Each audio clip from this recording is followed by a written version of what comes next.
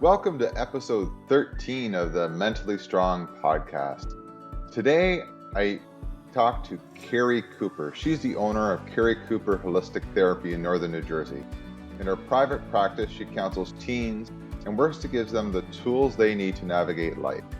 Keri takes a holistic approach to therapy, looking at the whole person, not just their symptoms. Keri is the author of Mental Health Uncensored, 10 Foundation Every Parent Needs to Know, a book designed to give parents steps on how to improve their child's mental health. Her recent book is a workbook for teens, Mental Health Uncensored, 10 Foundations Every Teen Needs to Know. She is a speaker and writer who helps educate teens and parents on the topic teens face in everyday life. She's a graduate of the University of Pennsylvania, and when she isn't busy working with teens, she's busy with her own 4 children and her flock of chickens. While some of it is related to multiple sclerosis, while some of our conversation is focused on multiple sclerosis and the grief that I encountered when I received my diagnosis, I think anyone listening today who has dealt with grief or has teenagers, Keri gives a lot of great advice in terms of watching your kids and what to look for, and some tools and tips on what you can do to help them out and cope with life in today's world. I hope you enjoyed the interview as much as I did. Hi, Keri. Welcome to the podcast. Hi, thank you so much for having me. Oh, no, thanks for coming on and taking the time to share your wisdom.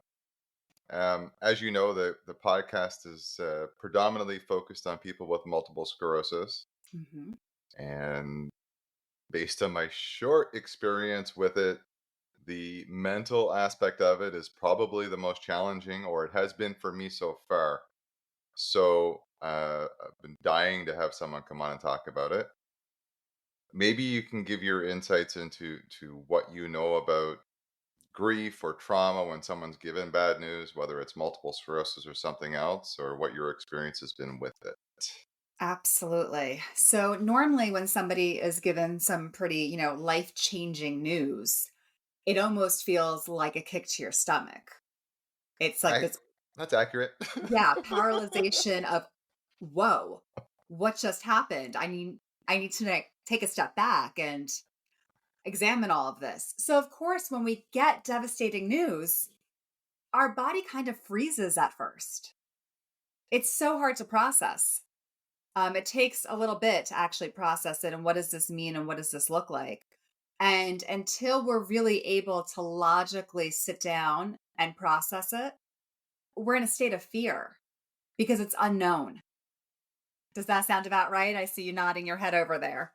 Yeah, and as you're saying that, the processing, is there a typical look to that? Is there a typical time frame to it? Does everyone do it differently? Because as we're speaking today, my diagnosis was confirmed in January, so I'm 8 months in, Yeah. and sometimes I think I've processed it, and then tomorrow I'll tell you that I'm still processing it. Yes. So processing any type of devastating news, trauma, grief, you're going along the same lines as, anybody dealing with grief, which is there is no timeline. There is no right or wrong way to be doing this. And, oftentimes in my office, I'll have somebody say, I thought I dealt with this already. Like, I thought it was done. And it's like, no, it's never done. You're able to move forward, but then something else happens and you feel like it's a setback. It's not a setback. It's just, let me take a minute and now reprocess it in this form because you think you have it down and then something else happens and then you have to re-examine, okay, wait a second. How do I process this now? Whatever's popping up for me. And that's the same, with any type of grief is that you're constantly reprocessing. It's not a straight line. It's not like here we're starting and here we're ending. There is no end. It goes up, it goes down, it feels like it goes backwards, it moves forward. And you kind of have to appreciate that that's the ride that you're going to be on. And that there's going to be some really down moments, but there's going to be many moments that aren't down and that you're able to go, okay, I got this. And I thought you were going to give me a 5-step process to get this over with. Wouldn't that be so easy? Yeah, and, I tell people when they're in my office with devastating news, it's hard. We can't pretend like it's not. It is. There is news that changes our lives. There is news that we wish we never had, that we wish we could just erase and say, "Forget it. I don't wanna hear it. I don't wanna deal with it." But that's not our reality. Sounds like a parallel to life, really. As you're speaking, I'm sitting here going, is she talking about grief or life? Because ups, downs, Yeah, it's reality. pretty similar. Mhm. In terms of processing the grief or the trauma, do you have any tips, advice as to maybe some better ways to approach it? Yeah. Everybody is gonna be really different, and I think that's important to remember. What works for one person will not work for another person. So some people I tell, keep a journal of how you feel, of all of your emotions. Other people are like, I am not journaling. That does not work for me. And I say, then don't do it. Do not do something that doesn't work. You know, so everybody has to find their own way. And I always say, you need to be able to get it out.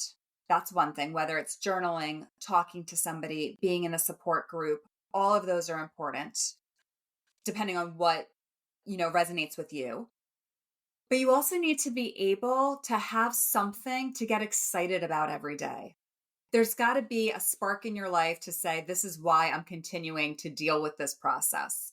So finding something that you love and diving into it, whether that be, some people it's painting, some people it's, volunteering, whatever that looks like for you. I think it's always important to remember that you have to find something that puts a smile on your face.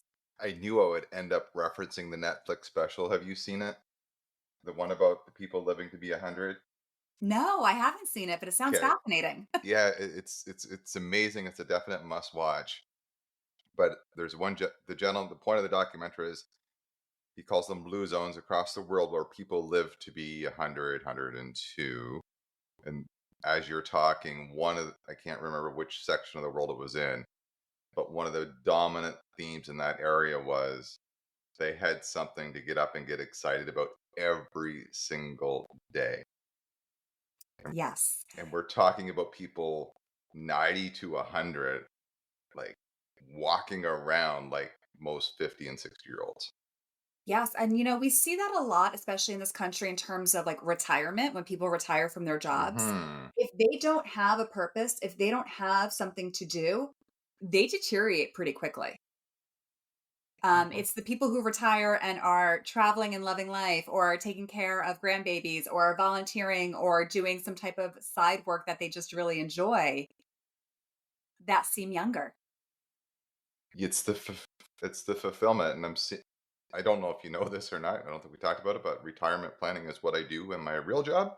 Oh, I did not know that. So that is something that's becoming more and more prominent. The financial side is one piece.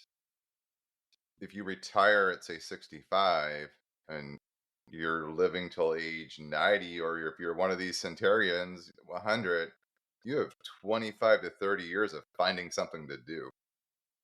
Yes, that's a long time. But that's also, what I tell the teens in my office. I have a lot of teens in my office who don't have a joy, who don't have a purpose, who can't stand school. It's not for them. They're not excited by it. They, don't love sports. They don't love theater. Okay, what are you finding that you're excited about? Unless life feels like it's dragging. Hmm, that makes total sense. How familiar are you with multiple sclerosis? Not very familiar. Okay. So I'm really putting you on the spot on this one. Great. So one lady on YouTube, she described multiple sclerosis as someone walking up to you and going, "You're going to be in a really bad car accident someday soon," and walking away. And that's all the information that you have. And there you are left with holding this dread. Yeah. What's the 5-step process to get over Yeah. that?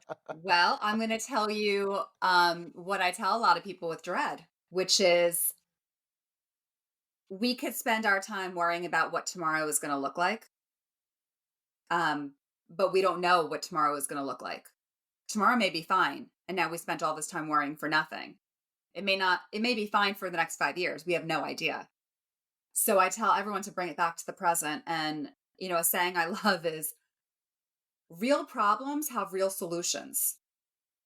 So is this a real problem? Because if it is, we're going to solve it right now. If there's a real problem about, well, I don't know how this is going to function in my life that we could actually solve or plan for, great, let's do it. But if we don't know, then it's not a real problem for today. I love the way you worded that. And coincidentally enough, the last episode I recorded was on meditation. Ah, yes. So it was 45 minutes of talking about being present here and now. I feel like you listened and I didn't know you were listening.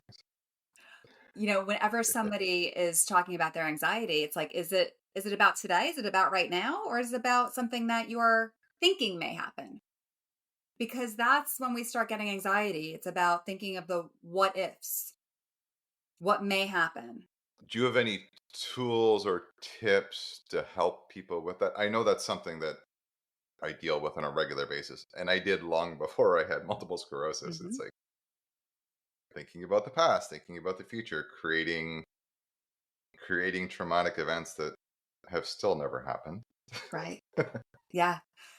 Well, like your episode last time on meditation, that's how we practice staying in the moment. Okay. Meditation is not clearing your thoughts. It's about staying in the moment. It's about acknowledging a thought and coming back to where we are. And if you're living in the moment, you're not worried about yesterday or worried about tomorrow. And normally in the moment, everything's actually okay. Yeah, it's amazing how often, if you do bring it to the present, there's no problems. Right. There are problems, but often not. Right. Any other tools besides meditation you might look at?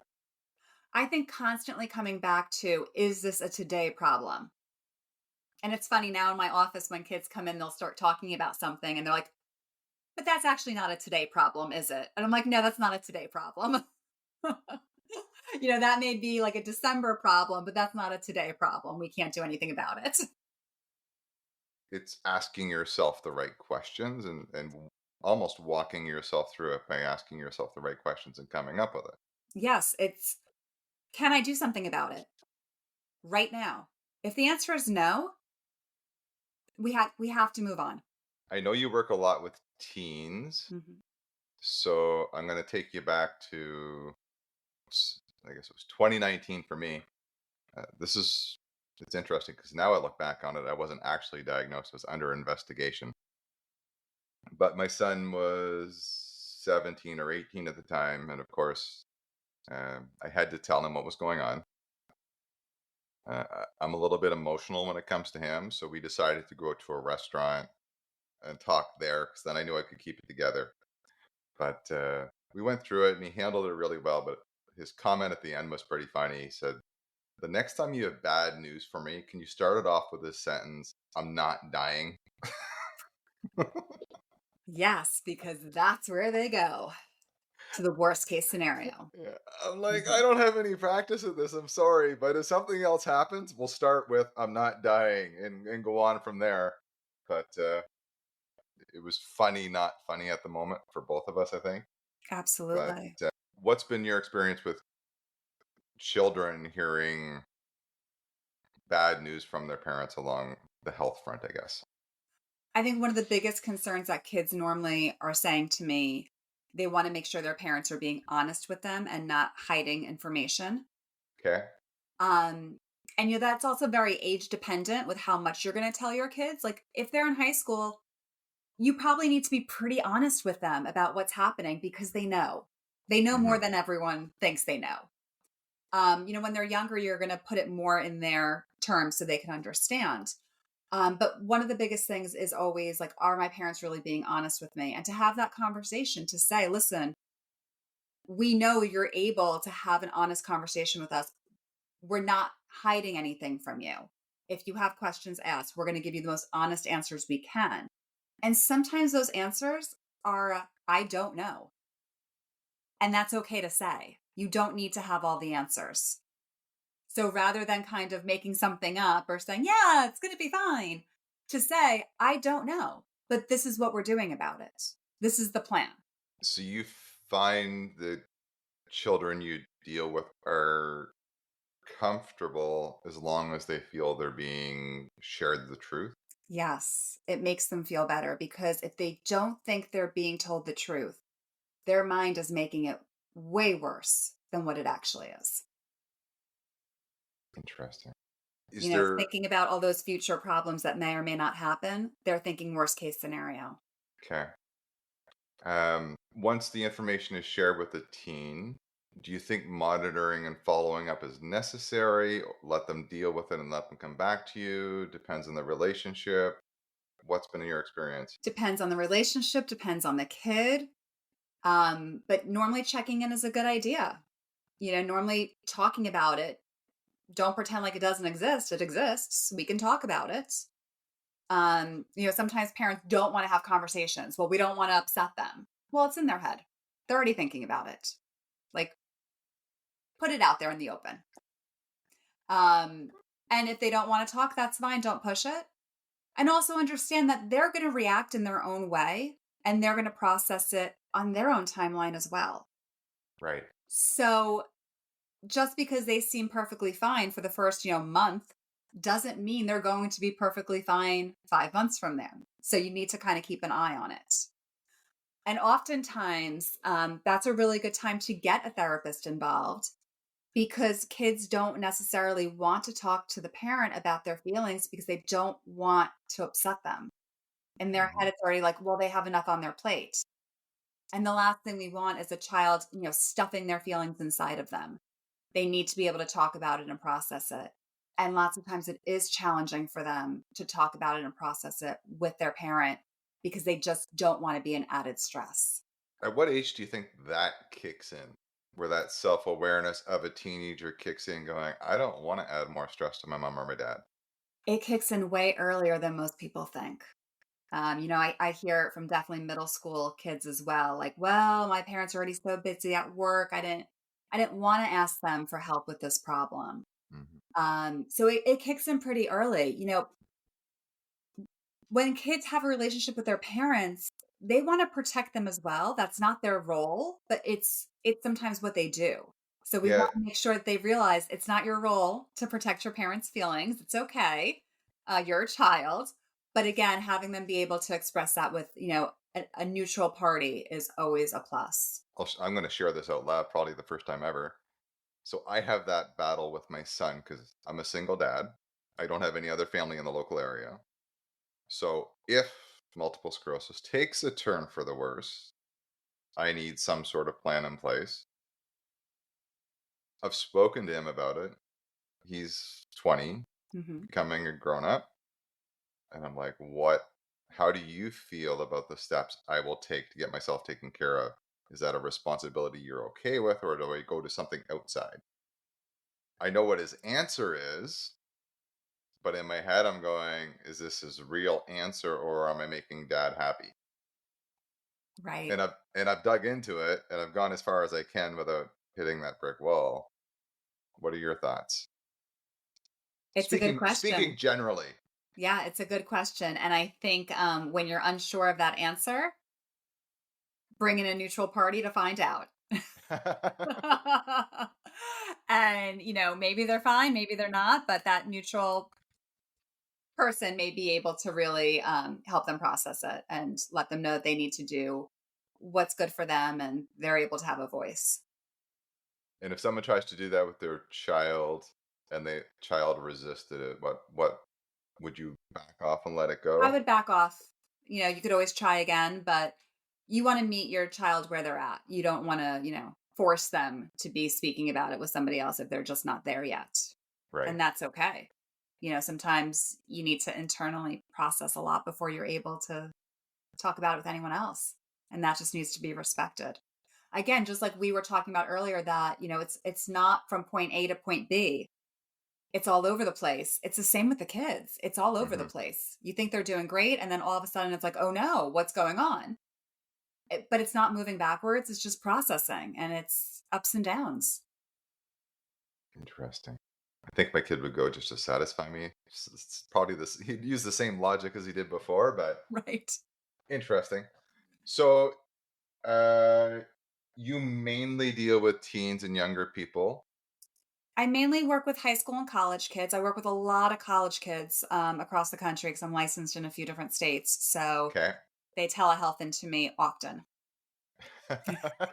And you just released a brand new book a month ago.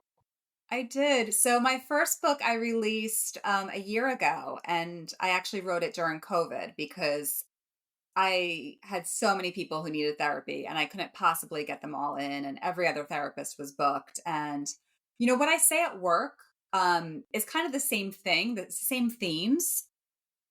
And it's the foundations of building up good mental health for anybody, regardless if you feel like you have anxiety or depression or not. We need to have these habits in place. So there's 5 physical habits, 5 more mental health habits that are really daily ones to keep up with. So I wrote a book. It's on Amazon, Mental Health Uncensored: 10 Foundations Every Parent Needs to Know. But really, it's like what every adult needs to know. Um, and then I just published a book, which is a workbook for teens based on those principles: Mental Health Uncensored, 10 Foundations Every Teen Needs to Know. And it actually brings them through every foundation, and it has worksheets associated with it so they can actually take the time period is like 30 days to get into these really great habits for life. And they're habits that I wish I knew about when I was in high school. I can't believe it took me so long to be hydrated. Water is one of my principles in that book. And I can't tell you the difference it makes. And we don't realize it when we're dehydrated, how, unfocused and moody we can be. So it's simple steps. Human beings are simple sometimes.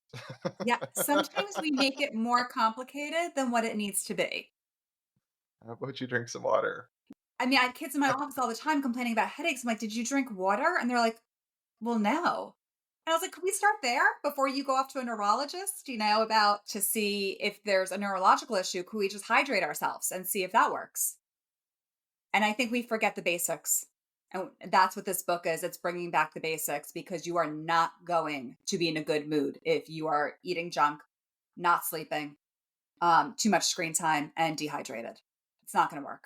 So, what are the most nutrition discussions about? Is it the basics again? It's back to the basics. It's if you can't pronounce the ingredients, it's probably not helpful for you. We need nutrients. People don't realize, but 90% of your chemicals are made in your gut. So when we talk about a lack of chemicals, which are creating, these poor moods and depression and anxiety, we have to take it back to the basics. What are you eating? How do you find the teens respond to that? So they normally don't buy in at first Okay. until they start trying, and then they actually see a difference. See or feel? Both. Okay. Both. Because what also normally happens, this is how they buy in a little bit quicker, is that their skin clears up. That's normally how they buy in at first. All of a sudden, they cut out all the sugar and the oily food, and they're like, oh, I look great. Yes. Now think about what that's doing for your whole body. Right. So they get hooked. And, I have college kids who are meal planning and freezing their healthy, nutritious meals and making their smoothies, and they have energy. And they're just able to handle stress better, and they see it and they know it. Do you talk about exercise with them? Yes, I do. Okay. And I say it because it's important for mental health. There may be an added benefit of you might like the way you look after exercise, but that's not my goal.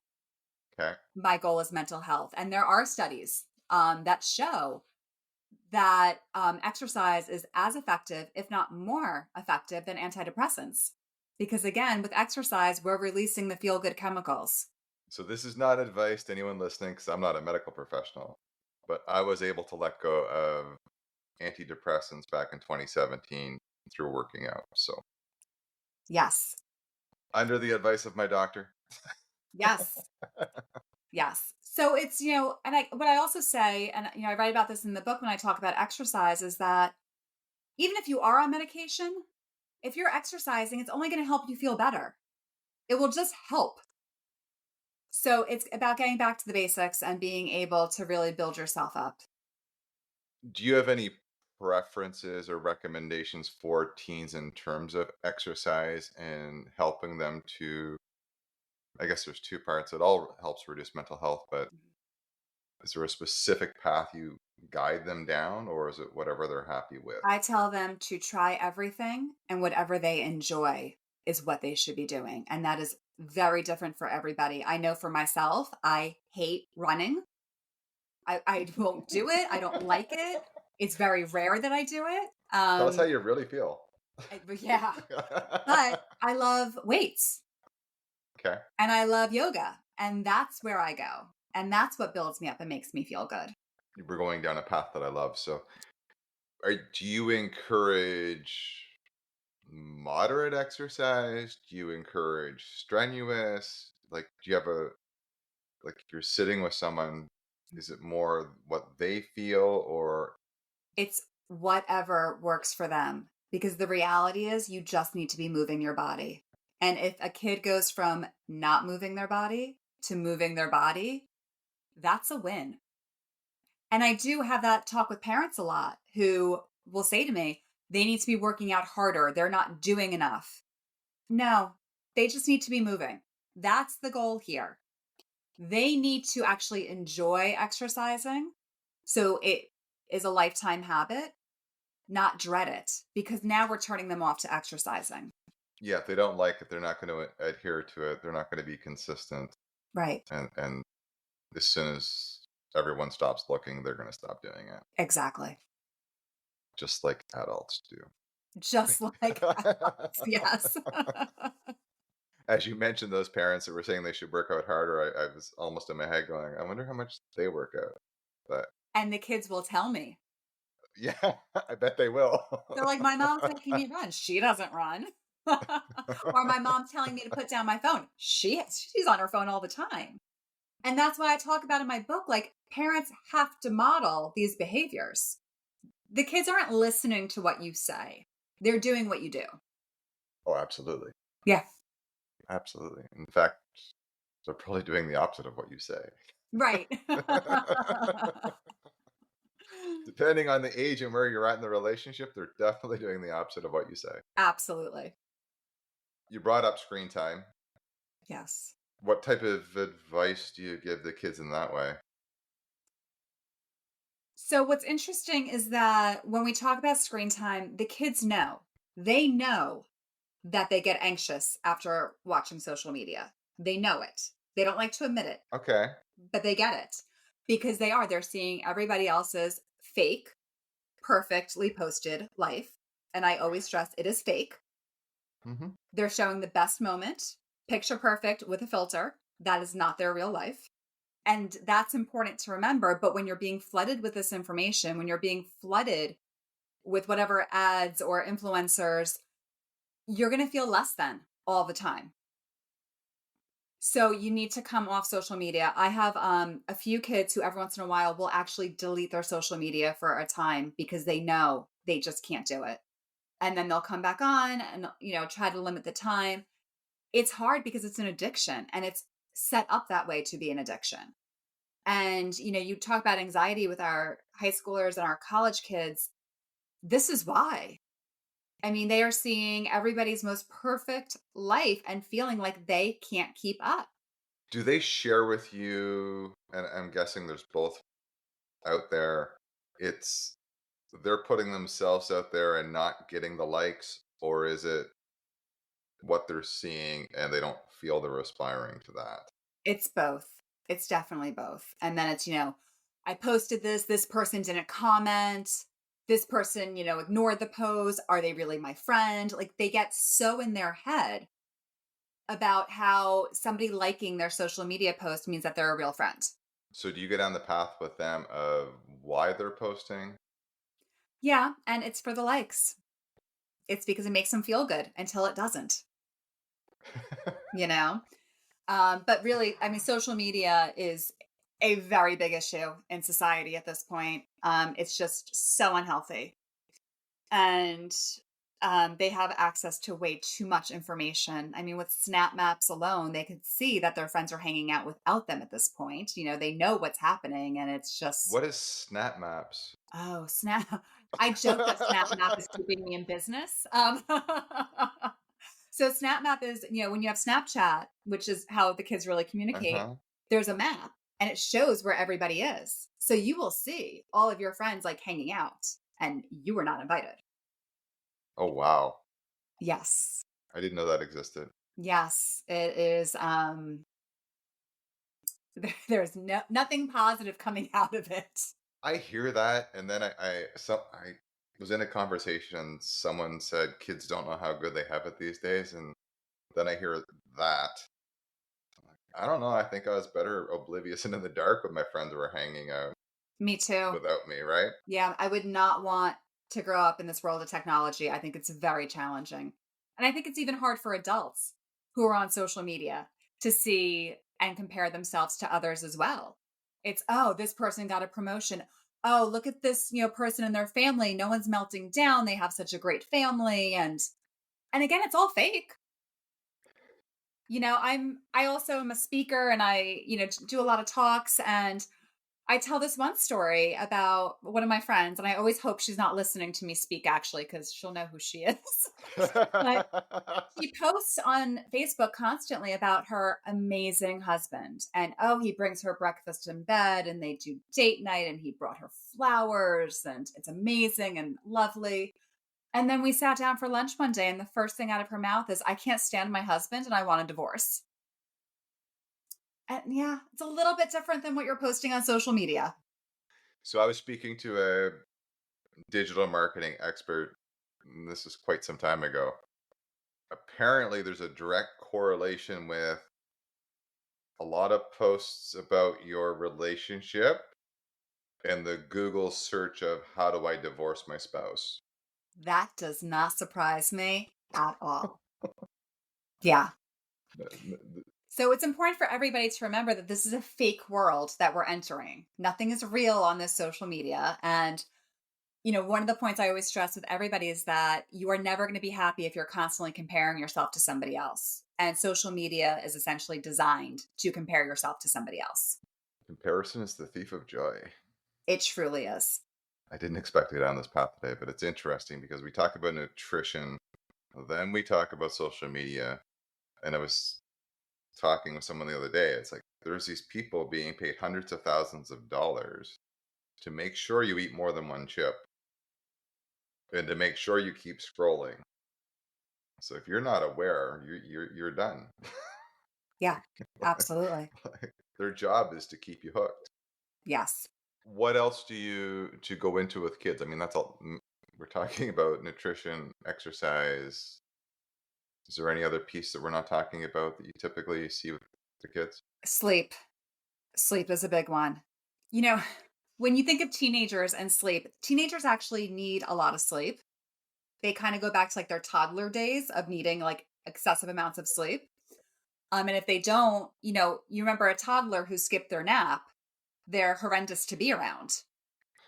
And really, the same thing is true for teens. If they are not getting enough sleep, they are pretty horrendous to be around at times. I have some friends like that, so Yeah. So we talk about sleep a lot because you're going to be irritable and you're going to be not nice and you're going to be moody if you are sleep deprived. And really it's a huge problem for adults as well. Everybody is sleep deprived. I mean, if you just watch TV and see all the sleep aid medication ads, it's unreal that we have this big of a problem with sleep. is it really that unreal? Probably not.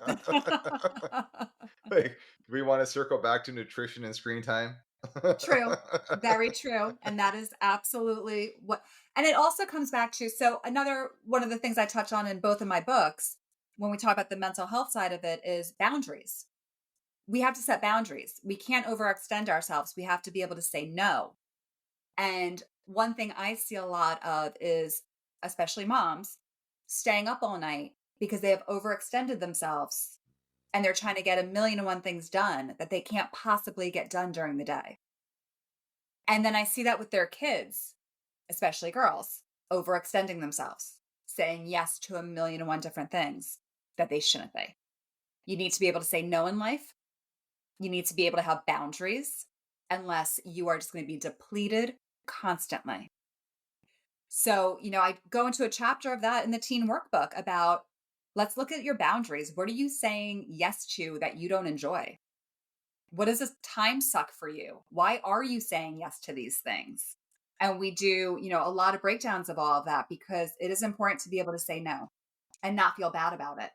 Do the lack of boundaries create stress in the teens? Absolutely. Absolutely. Because they are doing a million and one things. And boundaries also come with friendships too. When you have a pile of homework and your friend needs to complain about their significant other for an hour with you on FaceTime, at some point you need to say, let's talk tomorrow. I have 3 hours of homework waiting, but they don't. And that's when we're seeing now kids are up till 1, 2 in the morning doing homework because they're not setting boundaries. And it's the same thing with their parents. And that's contributing to our sleep problem. And in my experience, if you're having mental health challenges and you are sleep deprived, it is compounded. 100%. And for a lot of my kids, that's actually one of our first signs that something is going very wrong is when their sleep goes off cycle completely and they start honestly almost becoming nocturnal. We know like, Right. this is our red flag. What's happening? When they go nocturnal, you feel that there's a mental health issue occurring that they're not bringing to the forefront. Yeah, something is stirring. When all of a sudden one of my kids who I know typically has sleep issues, but like when we're on a good path, everything's kind of good. And then I'll check in and they're like, haven't slept great the last 2 nights. And I'm like, whoa, whoa, whoa. Let's examine what's happening in life. And that's like, oh yeah, I am kind of stressed about that. And okay, let's try to fix this now and get you back on path. That's normally a pretty big red flag for a lot of my kids. Because I do have the kids who they don't go to sleep until 3 or 4 in the morning. And So that is not normal. so that's sort of a circle because I didn't ask that question expecting the answer you gave. Oh, I understand it because that's also like I've experienced it. Something's on your mind, you don't sleep. yes. But if I'm not sleeping and I have, we'll say, a stressful day for lack of anything else, dealing with stress that day is twice as hard. Yes. Probably more than twice as hard, but Mhm. Yes, it does go both ways. like Either it's something is a brewing little bit that's of a making you circle. not sleep, or Yeah. you're not sleeping and now stuff is more challenging.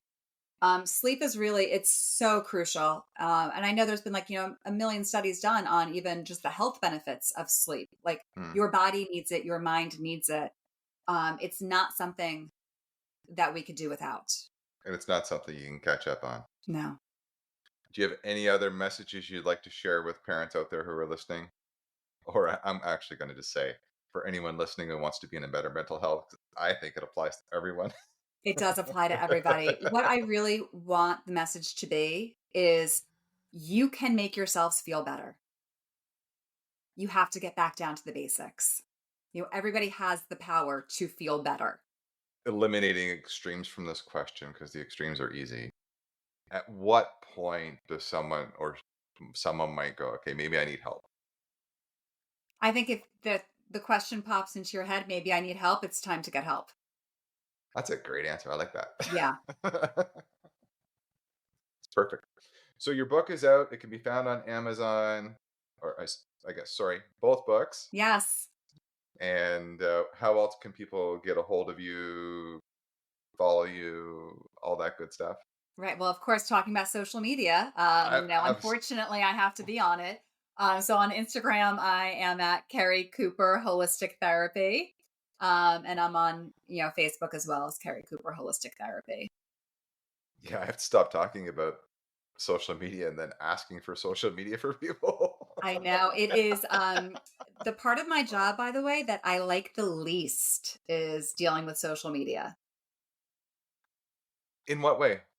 I can't be bothered with it. I can't stand it. Okay. And if you go on my stuff, I rarely post. But I do post whenever I'm, talking and information for people to find. But, I don't want to be dealing with social media much. So I don't go on it much. I appreciate you coming on so much. That was a lot of great information, and I think it's funny we talk about kids and people with multiple sclerosis and chronic conditions when realistically this is just your general health. And I think your colors are very much in line with mine, and I think everyone needs to hear it and pay a little bit better attention to it. Thank you so much for having me. I really appreciate it.